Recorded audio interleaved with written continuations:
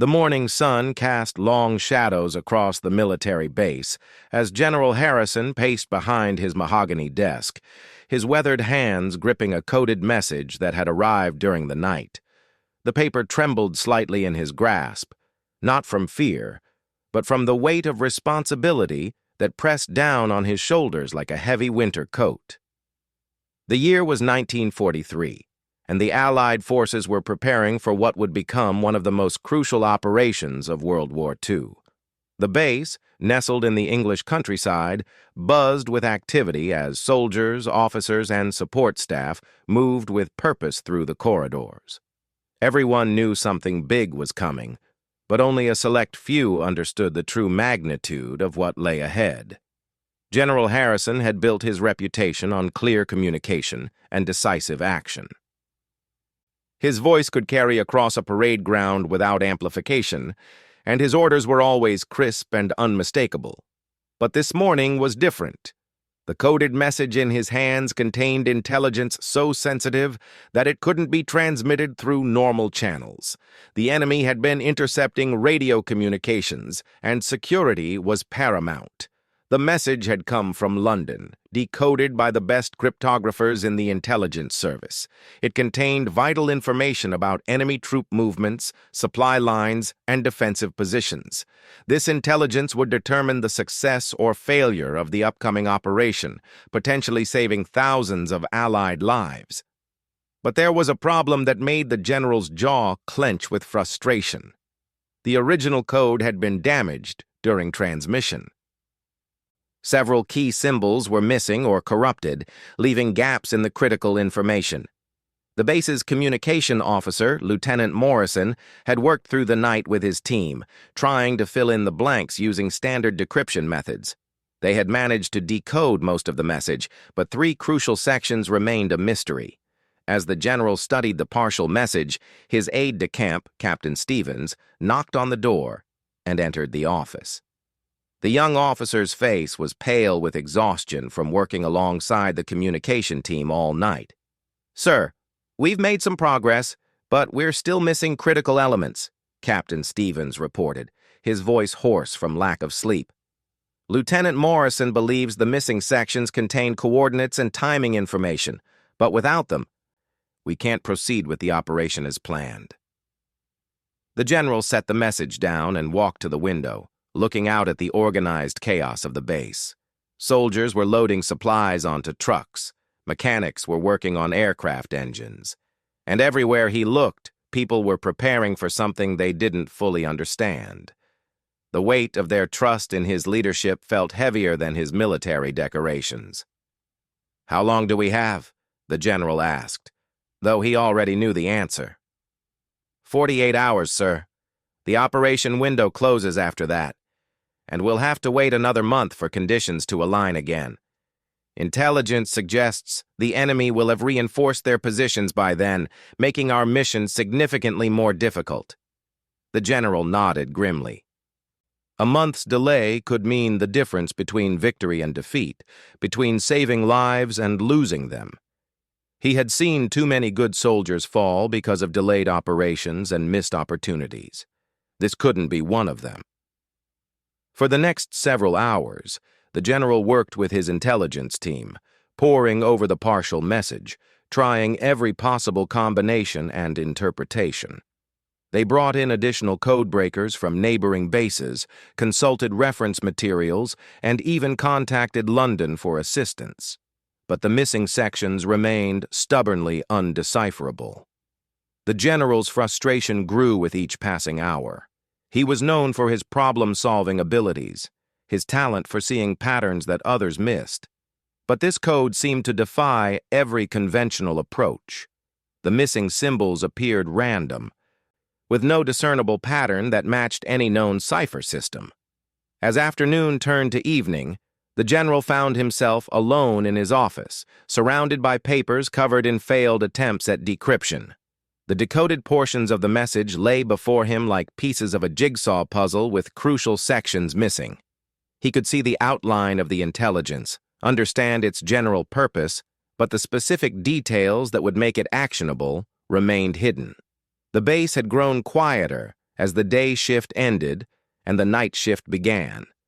Most of the support staff had gone home to their quarters or to the nearby village. The general sat in his chair, rubbing his temples as a headache built behind his eyes. He had commanded men in battle, made life-and-death decisions under enemy fire. But this silent war against an indecipherable code was testing his limits in a way that combat never had. Just as he was considering calling London to request a delay in the operation, something caught his attention. Through his office window, he could see the cleaning staff beginning their evening rounds. These were local civilians, mostly women from the nearby village who came to the base each evening to clean offices and maintain the facilities. Among them was Mrs. Eleanor Davies, a woman in her 50s who had been cleaning the administrative building since the base opened. She was a fixture at the installation, quietly efficient and utterly reliable. The general had spoken with her briefly on several occasions and knew she had lost her son in the early days of the war. Her work at the base was both a way to support the war effort and a means of coping with her grief. The general watched as Mrs. Davies moved methodically through the corridor, emptying trash bins and dusting furniture. There was something calming about her presence, a sense of normalcy in the midst of military urgency. For a moment, he found himself envying her simple, straightforward tasks. Unlike the mysterious code that had consumed his day, her work had clear objectives and measurable results. A knock at his door interrupted his thoughts. Mrs. Davies stood in the doorway, holding her cleaning supplies and wearing her usual kind smile. "Excuse me, General, sir. I can come back later if you're busy." The general waved her in, grateful for the distraction. "Please come in, Mrs. Davies. I could use some normal conversation right now." As she began dusting his office, Mrs. Davies noticed the papers scattered across his desk. Her eyes, sharp despite her age, took in the symbols and partial words that covered every available surface. "Having trouble with paperwork, are we?" she asked with the gentle familiarity of someone who had seen the general at his best and worst. "Something like that," he replied, not wanting to reveal the classified nature of his work, but appreciating her concern. "Just trying to make sense of something that doesn't want to make sense." Mrs. Davies continued her cleaning, but the general noticed her glancing occasionally at the papers on his desk. There was something in her expression, a flicker of recognition that made him pause. He had learned long ago to pay attention when experienced people showed interest in things outside their usual domain. The evening stretched on, and the general's frustration mounted. The code remained as mysterious as ever, and time was running out. As Mrs. Davies finished cleaning and prepared to leave, the general made a decision that would change everything. Sometimes, he realized, the solution to a complex problem came from the most unexpected source. Mrs. Davies was almost at the door when she hesitated, her hand resting on the doorframe. She turned back toward the general, her weathered face showing an expression of uncertainty mixed with determination. "General, sir, if you don't mind me asking, those symbols on your papers, they look familiar somehow." The general looked up from his work, surprised by her observation.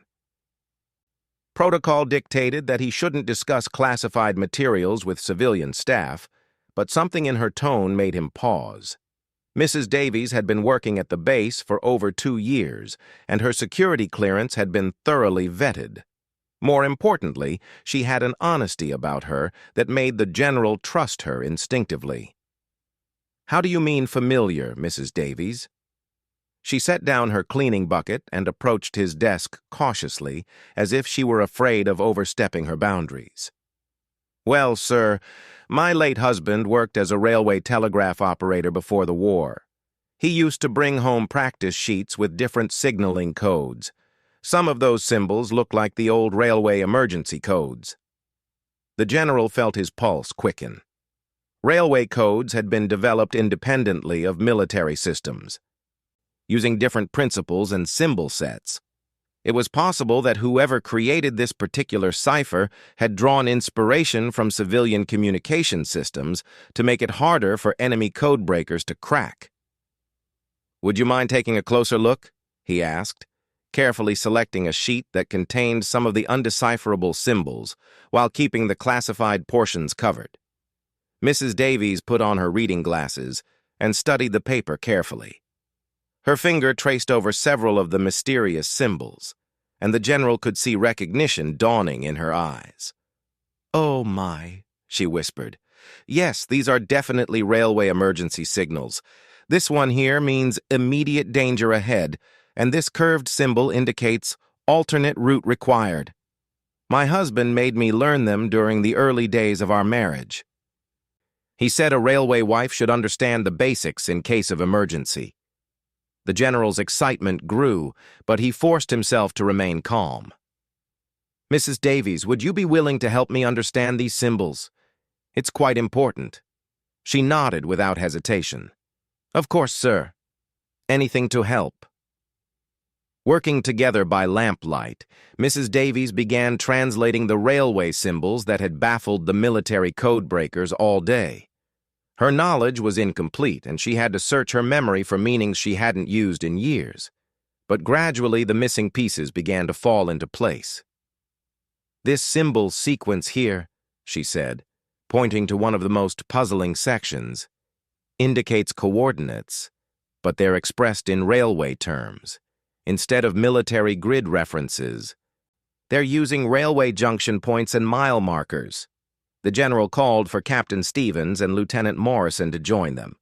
When they arrived and saw Mrs. Davies working alongside the general, their expressions showed surprise, but they quickly grasped the significance of her contribution. "Mrs. Davies has identified these symbols as railway emergency codes," the general explained. "It appears our enemy is more clever than we thought. They've mixed standard military cipher with civilian railway communication systems." Lieutenant Morrison examined the symbols with new understanding. "That's brilliant, actually. Most military code breakers would never think to consult railway manuals. The enemy probably assumed their hybrid system would be impossible to decode quickly." As Mrs. Davies continued her translation, a complete picture began to emerge. The missing coordinates pointed to specific railway junctions and bridges that the enemy was planning to use for troop movements. The timing information expressed in railway scheduling terms revealed when these movements would occur. "They're planning to move 3 divisions by rail," the general realized, studying the decoded information. "The coordinates show they'll be using the northern line through the mountains. If we can intercept them at these junction points, we can disrupt their entire offensive." Captain Stevens was already calculating the implications. "Sir, this changes our entire operational plan. Instead of a defensive position, we can launch a preemptive strike. But we'll need to move immediately to reach the intercept points in time." The general felt the familiar rush of battlefield clarity as the tactical situation crystallized in his mind. Mrs. Davies had given them more than just a decryption key. She had handed them the opportunity to turn a defensive operation into an offensive victory. "Mrs. Davies," he said, turning to face the cleaning lady who had become an unlikely intelligence asset, "you may have just changed the course of this war." She blushed under his praise but maintained her composure. "I just remembered what my husband taught me, sir. He always said that the most important messages often came disguised as the most ordinary ones." The next few hours passed in a blur of activity. The general contacted his superior officers, explaining the breakthrough and requesting permission to modify the operational plan. Mrs. Davies worked with the intelligence team to decode additional messages using her railway knowledge, uncovering more details about enemy movements and timing. As dawn approached, the general stood once again at his office window, but this time he felt the satisfaction of a commander who had turned a potential disaster into an opportunity. The base was alive with purposeful activity as troops prepared for the modified mission. Transport vehicles were being loaded, Aircraft were being fueled, and communications equipment was being checked and double-checked. Mrs. Davies had long since completed her cleaning duties, but she remained in the intelligence office, continuing to help decode intercepted messages. Her expertise had proven invaluable, and the general had officially requested her temporary assignment to the intelligence team for the duration of the operation. "General," Lieutenant Morrison reported, "we've decoded 17 additional messages using Mrs. Davies's railway code knowledge. The enemy's entire logistics network is mapped out for us now. We know exactly where they're vulnerable." The general nodded with satisfaction. "Excellent. How long until our forces reach the intercept points?" 18 hours, sir. We'll be in position just as their first transport arrives." As the sun rose over the English countryside, the general felt a sense of anticipation that had nothing to do with the approaching battle. Mrs. Davies had reminded him that victory often came from unexpected sources, from paying attention to the knowledge and experience that surrounded him every day. The cleaning lady who had lost her son to the war had found a way to strike back at the enemy, using nothing more than memories of her husband's work. Her contribution would be classified for decades to come, unknown to history books and unrecognized by medals or ceremonies. But in the quiet moments before battle, the general knew that her simple act of remembering had given the Allied forces their greatest advantage. The operation was ready to begin, and thanks to an unlikely codebreaker armed with railway knowledge and determination, they were no longer fighting blind against an unknown enemy. They were going into battle with the enemy's own plans in their hands. The operation launched at precisely 600 hours, with Allied forces moving toward their intercept positions under the cover of early morning mist. General Harrison remained at the base, coordinating the complex operation from his command center, while Mrs. Davies continued working with the intelligence team to decode real-time communications. Throughout the morning, reports flowed in from field commanders. The first intercept point had been reached without enemy detection. Allied forces were in position at 3 key railway junctions, ready to disrupt the enemy's carefully planned troop movements. The intelligence provided by Mrs. Davies had been accurate down to the smallest detail. At 11:47 hours, the first enemy transport train approached the northern junction. The Allied forces, hidden in the surrounding forest, waited until the locomotive was fully committed to the railway bridge before launching their attack. The surprise was complete. The enemy had no idea their communications had been compromised, and their troops were caught completely off guard. "First intercept successful," came the radio report. "Enemy transport destroyed. Minimal Allied casualties. Approximately 400 enemy troops captured." The general allowed himself a moment of satisfaction before focusing on the larger picture. This was just the beginning. The decoded messages had revealed a complex network of movements designed to reinforce enemy positions across the entire front. Disrupting these movements would weaken enemy defenses and create opportunities for future Allied operations. Mrs. Davies, meanwhile, had become fully integrated into the intelligence operation. Her knowledge of railway systems proved invaluable as new intercepted messages arrived throughout the day. She worked alongside professional codebreakers, her practical experience complementing their theoretical training in ways that surprised everyone involved. "Mrs. Davies," Lieutenant Morrison said during a brief break, "the intelligence community should recruit more people with your background. Your approach to these codes is completely different from our standard methods." She smiled modestly while organizing another stack of decoded messages. "My husband always said that understanding people was the key to understanding their messages. These railway codes weren't designed by military men thinking about warfare. They were created by practical people who needed to communicate clearly about real problems." By afternoon, the operation had exceeded all expectations. The second and third intercept points had been equally successful. Enemy reinforcements that were supposed to arrive at the front lines by evening were instead captured or scattered across the countryside. The enemy's entire offensive timetable had been disrupted. The general received confirmation that the main Allied operation could now proceed as originally planned, but with significantly reduced enemy opposition. What had started as a defensive action had become an opportunity for a major breakthrough.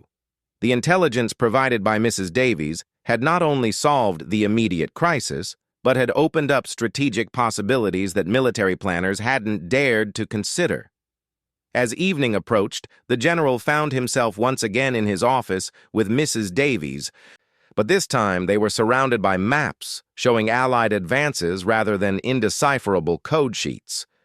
The transformation was remarkable. Less than 24 hours earlier, he had been facing potential disaster. Now, he was looking at reports of a significant Allied victory. "Mrs. Davies," he said, "I need you to understand the magnitude of what you've accomplished. The intelligence you helped decode has disrupted enemy operations across a front that stretches for hundreds of miles.